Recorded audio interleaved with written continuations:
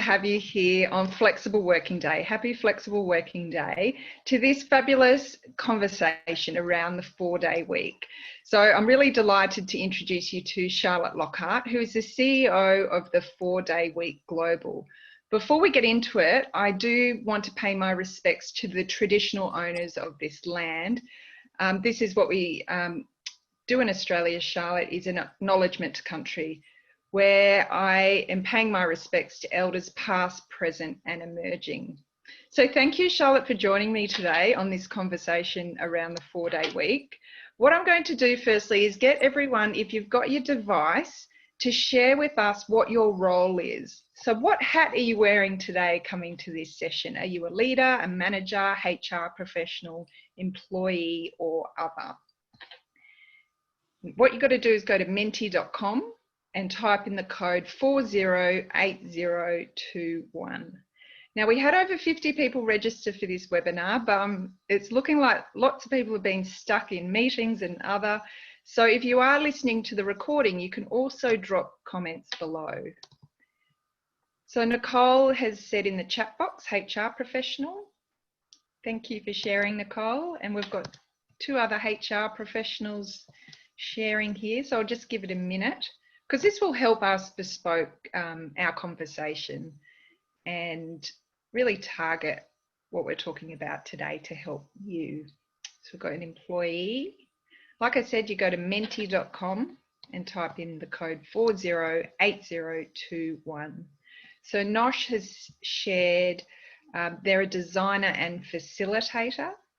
So Nosh, if you want to expand on what kind of industry, feel free. You don't have to, but if you'd like to, please feel free.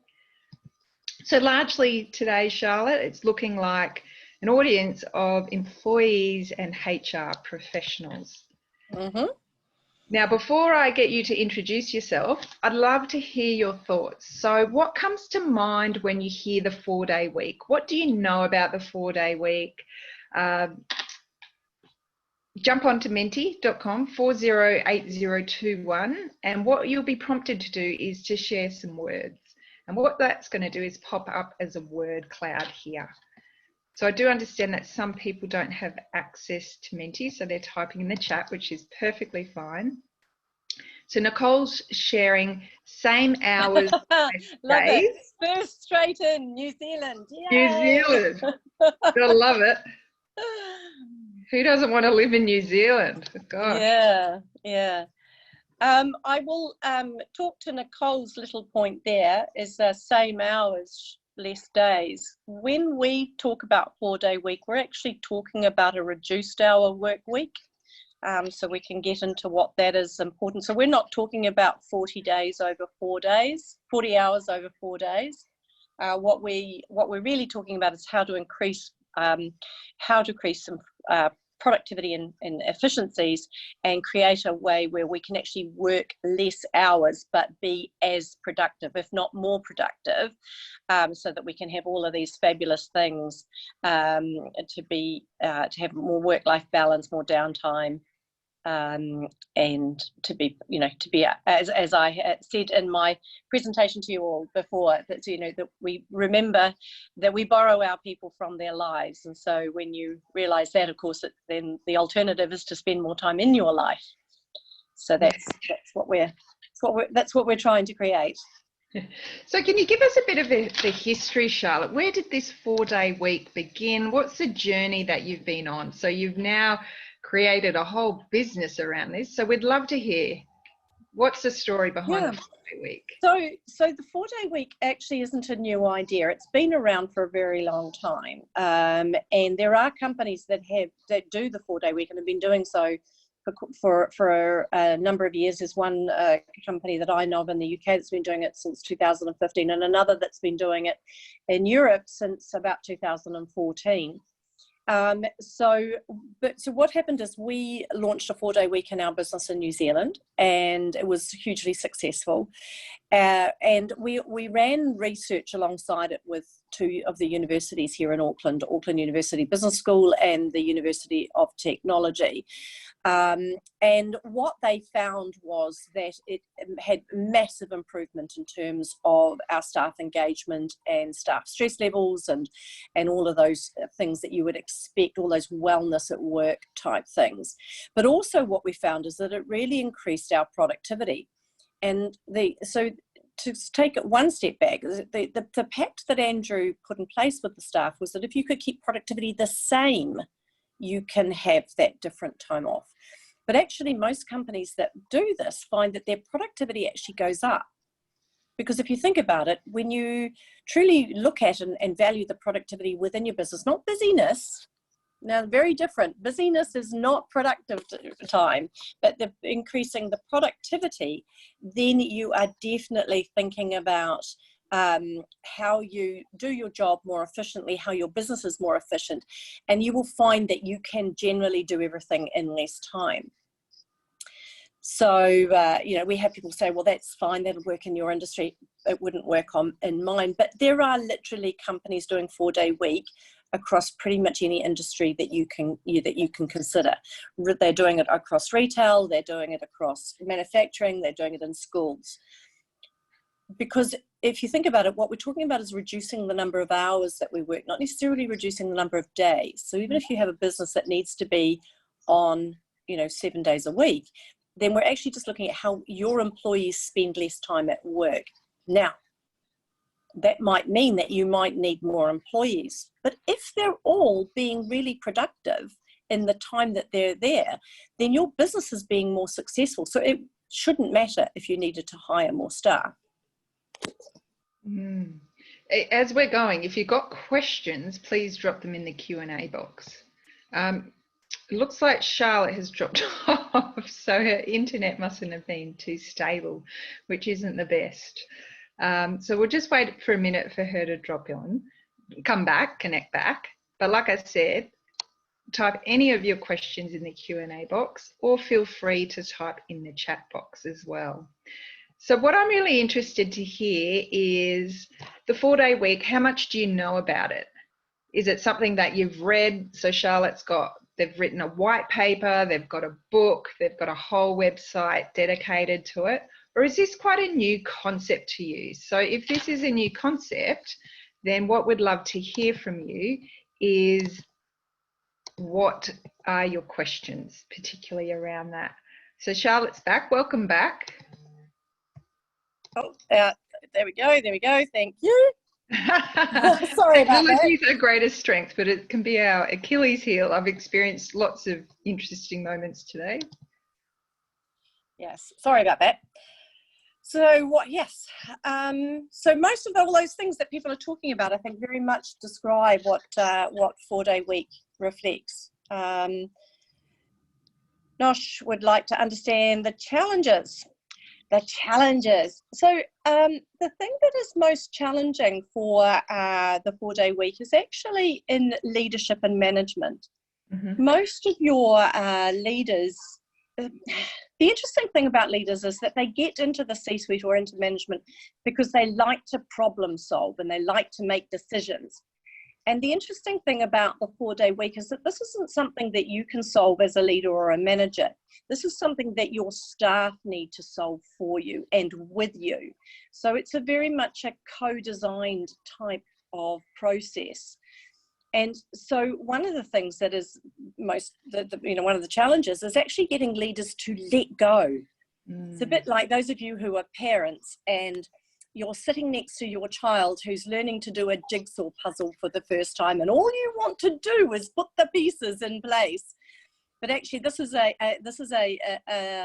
process by where you have to sit on your hands, and you actually have to let your people find their way with this, and they will find it very successfully, and they will find it in places that you just wouldn't imagine. But also what will happen, of course, is that there will be managers and leaders who find this process uncomfortable. Yeah. And they will feel as if they are, so letting go of control, Nosh, and trusting them. And so they will find that you'll find certainly in larger organisations when there are enough people, that there will be some managers that will really try and scupper this, because they are going to be measured on this, and they don't know how to do it, and they're unsure, and so therefore they won't necessarily put the effort in. I mean, an example of one of the units in our business that didn't succeed with the 4-day week when we did our trial was that their business leader manager, he decided that half the staff would take Mondays off, half the staff would take Fridays off, and then that was that. And when they got to the end of the trial, they went, well, customer service was rubbish. Well, it's kind of like, well, I'm sorry, no shit, Sherlock, right? Because and they had a 2-month trial to reevaluate things and work through whether it was working or not. They didn't need to get to the end of the trial to work that out. Well, if they started down that method and it didn't work after the first couple of 3 weeks, they actually should have changed it then and worked out what else they might do that might make it successful. So that team is now doing the 4-day week, and it is all very successful. But it does require your leaders to lead. And I think this is one of the things that we find. It's not just in the 4-day week space. I mean, this is a problem. If you've got leaders who actually can't lead or managers who can't manage, that's actually a performance issue that you need to address within your business, whether you're doing a 4-day week or not. But it's also one of the obstacles to flexible working. Because, you know, as you all know, within organisations, how flexible a business unit within a business is very dependent upon the way that the manager brings flexibility into the workplace and allows for it and permits it and approves it and supports it. And generally managers won't do it because they're scared, and those managers need help. Yeah, oh, absolutely. Fear, I imagine, would be so strong in some Fear of the is the largest conversations problem. that you're having. Yeah, exactly. Now, you will get some staff members who will take the piss, and you will get some staff members who still want to work 5 days, and you know, and those are performance management issues, just in the same way as any other time in your business. And I liked what you said when we spoke the other day about this is an opt-in. So it brings that notion of choice. It's not forced upon the whole workforce. It's an opt-in model to say, look, we're offering this. It's fabulous. If you'd like to be part of it. Yes. Yeah. This is, yeah, exactly. And so that's how we do it in our business. Not every business does. I mean, some businesses, if they're closing the business for the entire day, you know, the business is closed, so you can't come to work. But our business, we aren't able to close the doors on a single day. So we work with more of we work with reduced hours and flexible. Mm-hmm. I've got another question here from Nicole, and she's interested in whether you're having many senior managers pursuing this arrangement. So the only people within our organisation at Perpetual Guardian that are required to do it are the senior managers, because what we're trying to represent is that this is important to the business, and working reduced hours isn't an obstacle to getting into the C-suite, but more importantly, when you have downtime, you actually are a better manager. If you've got all of that stuff, you're filling yourself up with all of these things that are here: work-life balance, managing stress, downtime, freedom, you know, a time to be better and well and communicate with connecting with your community.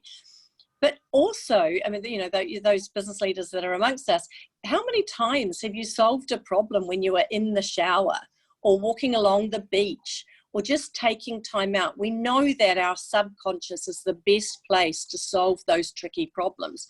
And so one of the things is that we want our business leaders taking that time out, because we know that will then give them creativity in the workplace.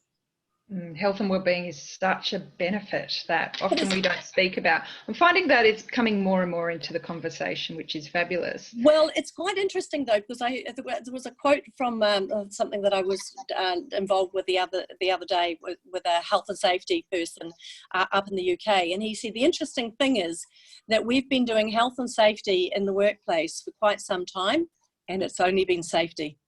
Yes. So this focus on health and well-being gives us that better focus on on that aspect of it, that, you know, the physical and emotional and intellectual health that we need.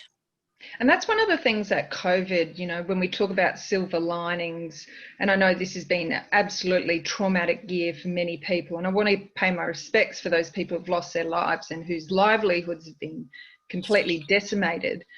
But if we look at silver linings, one of the things that I've taken away is for many organisations, and I recognise it's not all of them, but they have really shone that light on, like you said, the safe, how did you say it? Health and well-being. Yeah. So yes. Yeah. Health and safety. Are you sitting right at your desk? You know, are you wearing a hard hat when you're going into the manufacturing plant? Whereas now it's more this holistic approach. And in Australia, it's probably the same in New Zealand. Organisation needs a COVID safe plan for their business. So as people are transitioning back to the workforce, and I hate the term return to work because we're all working, it's transitioning back to wherever you work. The business is having to create this COVID safe plan, which is really forcing them to work through, okay, the hygiene measures as well, and also really getting us to focus on that support that we're providing people. And like you said, that holistic approach to health and well-being. And the question just becomes whether that will stay. We discussed this the other day.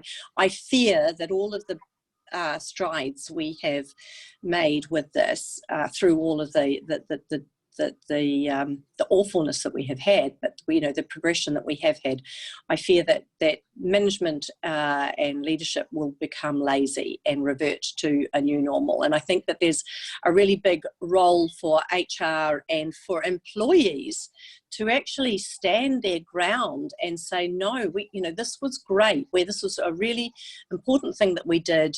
It's not hard for us to keep going with it. And, you know, this is something that we really want. Yeah, and as businesses, and, you know, I know we don't have, well, when we took the poll a few minutes ago, we didn't have any leaders and managers, but from the HR professionals, it's about saying, okay, well, now is a good time to stop, reframe, work through your strategic focus, and how are you going to modernize this approach to flexibility, whether it be the 4-day week or whatever strategy you choose, to say, how can we be an employer of choice and leverage this for an employee value proposition? Because if you don't, you're going to be paying the costs in the next couple of years, because majority of organisations, I hope, I'm optimistic, will be doing so. Well, and okay, so we remember also that you know, the 4-day week, we recommend this as being a co-designed process, and so employees need to take some responsibility to continue to be part of a co-design with their employers. Don't let their employers slip, but also give them a reason. So we talk about being an employer of choice. Give them a reason for you to be employee of choice, or your work, your fellow colleagues. You know, be the conversation around 4-day week is a conversation around how can we as a business be more productive. That doesn't have to be led by management. Can we just tap into that? Because that's one of the biggest points that comes up in conversation again and again around, I don't know how to manage productivity or outputs. I just can't do it. It's better if people are here and I can see them and watch them working. Oh, look, and you know, the full day Zoom call has been an example of what that's looked like for some people during COVID. But how you measure productivity in your business is quite different from how I might measure it in mine. Now, there are productivity tools, and there's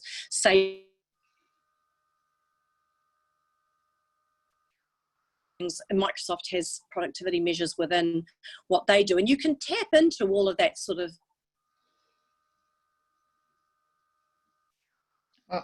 that sort of thing. But in general, also those things actually cost money as well. So actually, as an employee, what you can be looking at is, what do I do in my day? And work with your colleagues and go, you know what, I just want to do our work in less time. How can we all work together? And that was one of the key factors that is one of the things that was a success at Perpetual Guardian, and we really recommend, is that this is a team exercise, work together with your colleagues. The classic, especially in the office space, that I always talk about is the work avoidance meeting. So I've got a great idea and I want to have a meeting about it, and I'm really engaged with the whole thing. And I invite all of you here. I invite Vanessa, and I invite, who else have we got on here? I invite Aisha and Amelia and Ashley, and I won't keep going down the list. There's quite a few of you on the call now. And so I invite you all along, because this is and I think it's really important that you're there and we can socialize this and this, that, and the next thing. I haven't got an agenda, but so I invite you all along. And on your desk is a report that you really do need to get finished, but what I'm talking about sounds really interesting. So you come along to my meeting instead of questioning me as to whether you really need to be there. And it's an interesting meeting, and you maybe contribute in a way that is helpful and all that sort of thing. And then we go away with all these bright ideas, no agenda, no agreed outcomes, nothing has really gone, but we had a really nice time. And then I get back and I go, oh, still got this report to do. Never mind, I'll take that home with me and I'll finish it when the kids are asleep or something like that. That report just needed to be done during the day, and you didn't need to go to that meeting. Now, that's not to say that you shouldn't have social times at work, but that's not work avoidance meetings. That's busyness. And so we know that through research that in general, there is productivity in the office between 2.5 and 3.5 hours a day. And if we all accept that we're at work for broadly 7.5, 8 hours, then half of our day is spent being unproductive. We might be busy, but we're not necessarily being productive. And so if we look at lifting our productivity by 45 minutes, you actually gain yourself a whole day just on that measure. So you don't actually have to be productive for terribly much longer to actually save yourself that time. And then you can use that time for lunches with colleagues, or lunches with this, or catching up, or just going home to the rest of your life. And so, and I find that the work avoidance meeting is particularly strong in the management space, because we just, that report that we just need to get finished is not that interesting. Yeah, and I imagine and when you were talking, I was reflecting when I was an executive in the healthcare sector, and we had a lot of those meetings. Yeah. And I think it's almost part of the unwritten rules in the organisation that if certain people ask you to attend a meeting, you do. And it's just part of the DNA. And I suppose that does come back to a key element of communication and really empowering people in your team to be assertive. And question. Absolutely. And realise why we're at work. You're at work to work. You're not at work. Your work shouldn't really be your social life. It can be part of it. But you've got to remember that, you are being borrowed from your life. Go home to it. Microsoft, when they did their trial in Japan, they did 3 things. They required meetings to be no more than 30 minutes. They asked that no more than 5 people went to a meeting, and that everybody used Microsoft Teams as much as they could. With that, they got down to a 4-day week, 32-hour week, and they made they had productivity increase by 39.9, so 40%. It's a lot. 40% is huge. 40%. And it makes perfect sense now that I keep hearing people saying they're more productive through this period, despite all of the chaos in people's lives. Despite having to educate the children. Yes, because of what you've just said around you're only productive, 3 odd hours a day in the office. Yeah.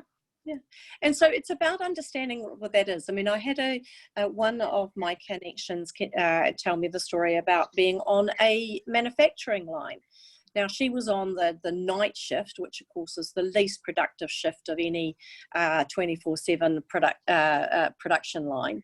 And they were sitting in the lunchroom around lunch. Obviously, this was pre-COVID.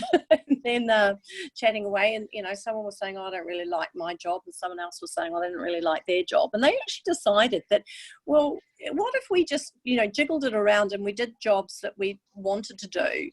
And take that to the boss. So they did, and their boss said, okay, well, you can give it a go for a week. Well, they got their entire productive run requirement out in 3.5 nights. And so their boss said, well, okay, in which case you can have a day off. So it just goes to show that actually when something's employee designed, they will find all of those little things that you need to be done to give themselves that time off. But also these people weren't doing it because they thought they could do their job faster. They were doing it because they just wanted to enjoy their work more. I'm hearing quite a lot of organisations are providing this for that transition to retirement, particularly for some of the older people in our population who've worked for organisations for a long time, like 40, 50 years, as a way of paying back. Now, I don't know in a lot of these organisations if it's mainstream, but I have heard quite a few stories. And what that's showing, I suppose, hearing from these individuals is saying, I'm valued, I'm cared for, I'm appreciated. You know, after all these years, I still want to come to work, even though I'm, you know, past the age of retirement. Yeah, well, there was a movie about that recently with... What's there? Yeah, there was a movie about an older chap that went back to work, and he became a bit of a mentor for everybody. I can't quite remember it. It was a couple of 3 years ago now, but it's a very good feel good sort of movie. Great for a Sunday night. Sounds good. That's what we need. All right, now I'm keen to hear your thoughts, and I know Charlotte is as well. So jump on menti.com, type in the code 408021. We want to hear from you. So what do you perceive, or what are some of the actual challenges to adopting the 4-day week in your workplace? So we've already got one response. If you can't type in Menti, put it in the chat box and I'll type it into Menti for you. Yeah. Now, so the startup space is quite interesting because, of course, we are all running at 110 miles an hour in the startup space. You're trying to get something up and running.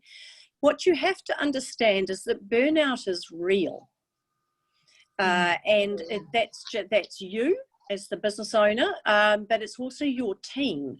And you have to understand that what is the sacrifice that you are asking your team to put in place for you as the business owner, and can you even remotely pay them enough? Now, they might love coming to work and being part of your tech startup, but if that, yes, Robert De Niro, the intern. Thank you, Charmaine. That's exactly the movie. So if we're talking about, Jack Ma has a theory that we should be working 996, which is from 9 in the morning to 9 at night, 6 days a week. But the problem with that, of course, is that you're not borrowing your people from their lives. You are their life when that comes down to it. But the only people who are making true money out of that are people like Jack Ma. They take all the risk, but they get all the benefit. Employees don't. Employees, for the main part, want to go to work, feel like they've done a good job, go home and enjoy their lives. They need sometimes to be encouraged to be healthy and to be keeping up with their well-being. One of the statistics that came out of our 4-day week stats was that people actually felt more able to manage their workload on 4 days than they were in 5. Mm-hmm. So don't forget that running at 110 miles an hour isn't necessarily about being productive at 110 miles an hour. So those would be the things, if I was looking for things to be how you support them so that they get themselves, that they are part of the co-design. They are part of the whole process around it. Looking through all of the processes that you go through in a week and working out which ones you can do without, which ones are not adding value to getting your startup going, getting your startup to a point where it's making money, getting your startup to a point where it's just a business and not a startup anymore. So people slacking off in a team, that's a really interesting one. So the way that we worked it in Perpetual Guardian, I think that this is a really key element to the way that businesses do it successfully, is that actually all of the productivity measures are team-based. And so every individual member has something that they need to do within the team to achieve those individual measures. And so the people who are looking over their shoulders and making sure that they're doing their own, pulling their own weight, of course, are their fellow team members. So it tends to be a bit self-policing as far as that sort of thing is concerned. But if you've got someone slacking off on a team, they're slacking off on a team, whether they're on 4 days or 5 or 6 or 110 miles an hour, they're slacking off. That is just a, a standard thing that you're going to have to manage within your business. You need to manage it now, let alone if you were trying to do a 4-day week. It's a performance management issue. Measuring employee output. So this is one of the things. So obviously there are lots of software things that you can use for measuring output. It depends, of course, on what your employees are doing. There's a lot of job roles that are tricky to measure. So this is where measuring a team's output and measuring why a team exists. But I'm also always quite fascinated when people say, I don't know how I would measure the productivity of my employees. Then why did you hire them? What's the job you hired them to do? Did you hire them to keep a seat warm and to eat their lunch at your offices? No, you hired them for an actual job role. So what does that job role look like, and why aren't you measuring it is a problem you have now, not even for a 4-day week. So, but again, going back to the way that we recommend that you do it, set the team the challenge to find how they will measure themselves. In general, people will say that they are far more productive than they really are, and you may find your biggest problem is actually getting them to wind back to what might be a realistic way of measuring them. Hard to make changes of this type in large or well-established organisations? Absolutely not. I mean, it depends on what you define as large. Perpetual Guardian has 240 people. It's got 16 branches throughout New Zealand, and it's been around for 135 years. So it's a medium-sized business, but it's diverse and it's spread out, and it's been around for ages. But the types of businesses that we're talking to and working with, I mean, Microsoft is one of them. They are very diverse and very well established and very large. And generally what they do is they don't try and eat the elephant all at once. So they we recommend pick the easiest team that you can make this work for, and put them on a trial and do it with them first. Learn some things from that, and then take the next team down that journey, and just let that filter in like a decision tree, and so that you get, like your org chart, and then just get more and more teams doing it. But start with the easiest one first.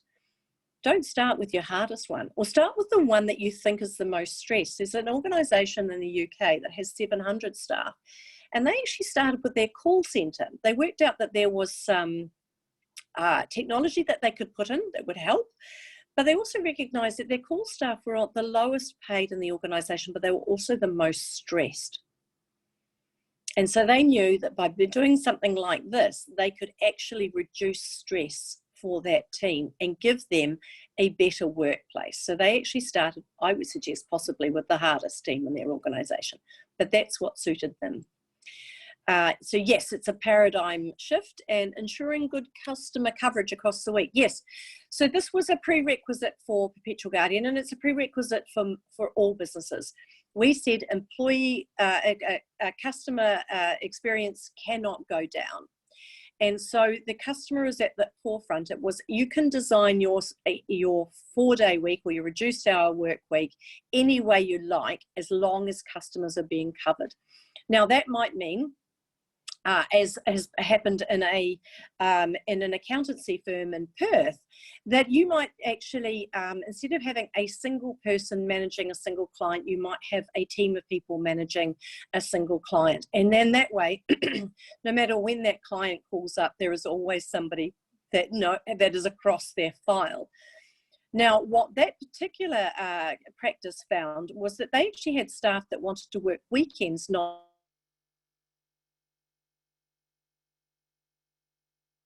practice. Now that, of course, has increased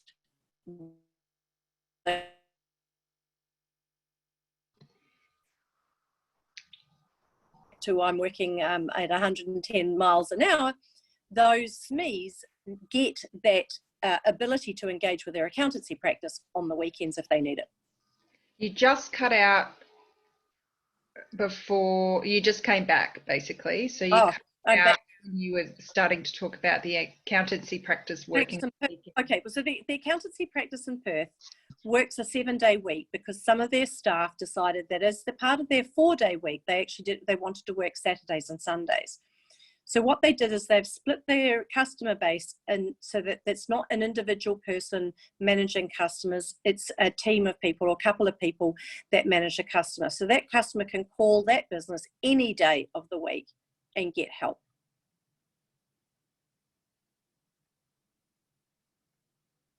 I'm on mute talking to myself.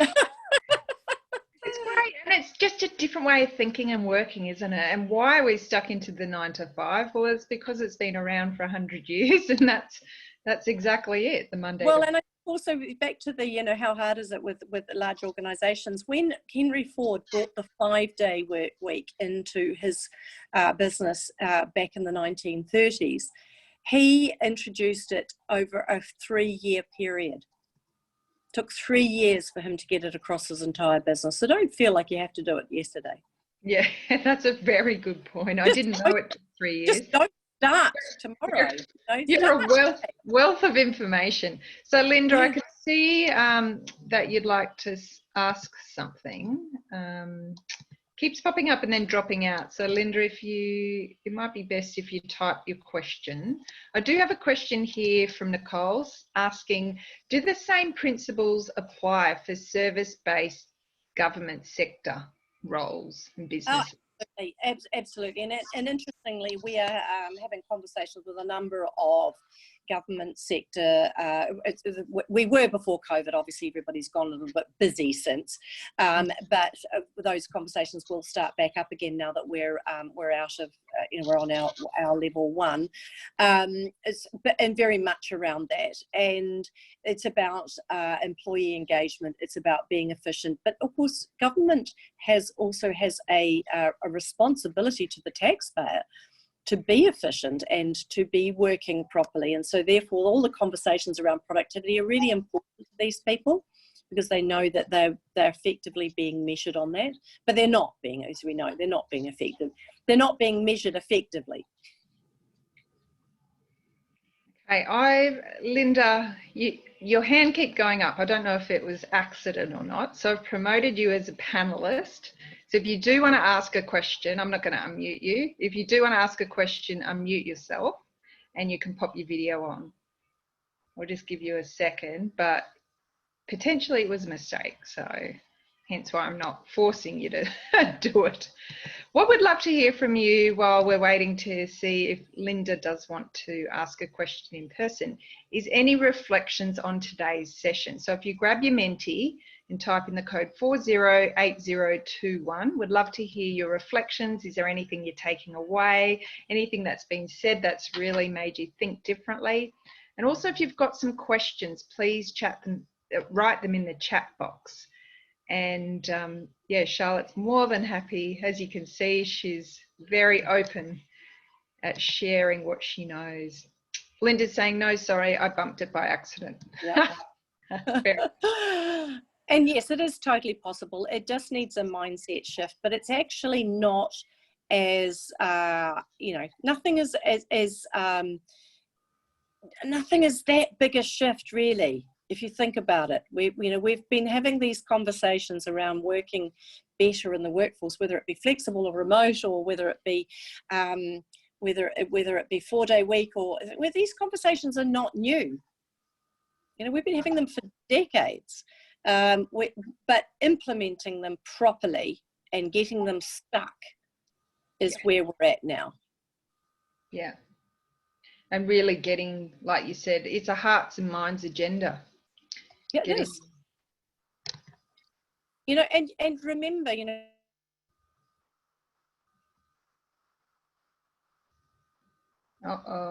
employees and employers. And so you're sorry, Charlotte, you completely dropped it out there and you said remember and then nothing. And we're back.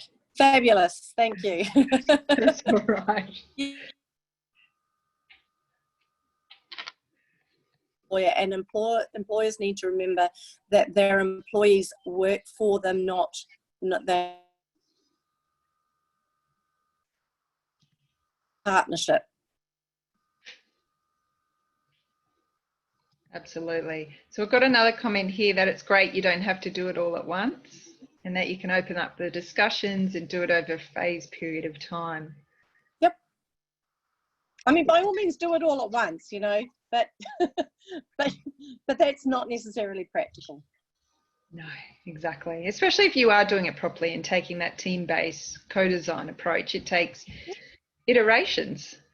Well, it does, and the other thing is that if you've got a company with external shareholders, or you're listed on the stock exchange or anything, and you've got, there are certain optics that can make people feel uncomfortable about anything that is different, and this is where you need the different mindset thing comes in. Then those things do require a steady pace as opposed to a fast pace. Absolutely. I've got a point here from Nicole. Any changes along the way? Question marks. So absolutely there are changes along the way. So always expect that the 4-day week that you start might not be the 4-day week that you finish with. And that's certainly what we found at Perpetual Guardian. When we went down this journey for the trial, it was exactly that. It was a 4-day week. What we've ended up with is reduced hours flexible working. Yeah, okay, that makes perfect sense. All right, so any final questions, please drop them in the chat box. And before we close, Charlotte, how can we find out more? Where do we go? What do we look at? What do we read? What do we watch? How do we get connected with you? The plug. No, look, we've got a website, 4dayweek.com. Don't email me and tell me the website's terrible. It is, I know that. It's kind of growing organically, and we've outgrown it. We are building a new one. But there is lots of information on there. We run webinars ourselves. There is a 4-day week, International 4-day week webinar coming up on the 18th of June. We're doing one on flexible and remote working in July. And then we also have the book. Andrew Barnes wrote a book, The 4-Day Week, imaginatively called, and that's available in bookstores in Australia, but it's also available online at the likes of Amazon if you prefer a digital or audio version. In fact, Andrew read the audio version himself. That's nice. That doesn't happen very often, does it? Yeah, you get to hear it. You get to hear it from him. And so, there is all of that sort of thing. I'm more than happy for anybody who wants to plug in with me. I mean, we are a true not-for-profit. Everything you see before you with the 4-day week, Andrew and I have paid for ourselves, because we just believe that it's the right way for us to move forward. And we feel as if we are doing active philanthropy with this, and that we're happy to talk to anyone. We are working with putting together some partners, and I've got a couple of people in mind in Australia who will then be able to help businesses come alongside them and help them get into 4-day week. And so we're just working through what that will look like. Those people absolutely don't have to give that service away for free just because Andrew and I do. We certainly would want people to be looking at charging for those services as they do now. So there's all sorts of places out there. So do feel free to connect in any way. Check out LinkedIn. Like us on Facebook.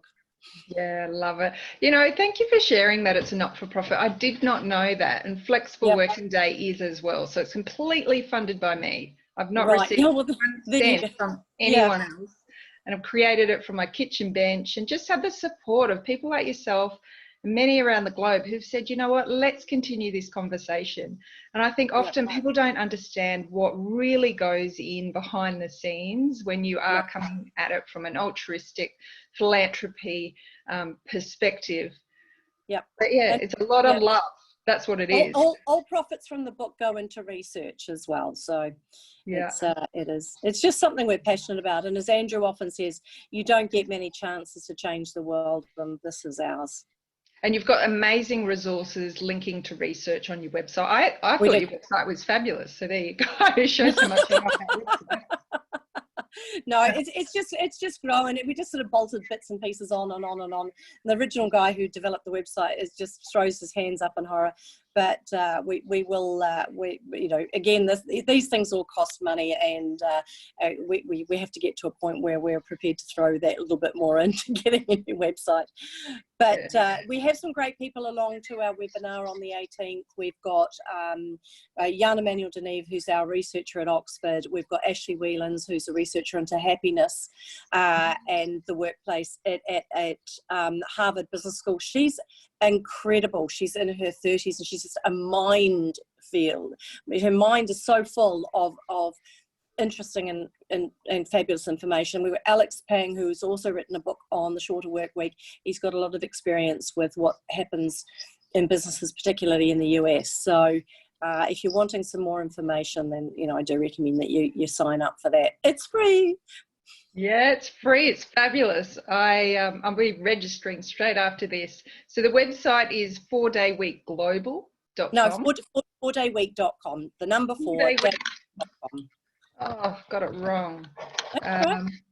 4dayweek.com. So forget the first one I wrote. The second one's the correct. Yep, that's right. Thank you again, Charlotte. It's been absolutely fabulous speaking with you and hearing all of your amazing insights and lessons. And I hope you all have a great day tomorrow and go out and be a 4-day weeker. Yes, sounds fabulous. Thank you again. Take care. Bye. Bye. Bye. Thank you, everyone.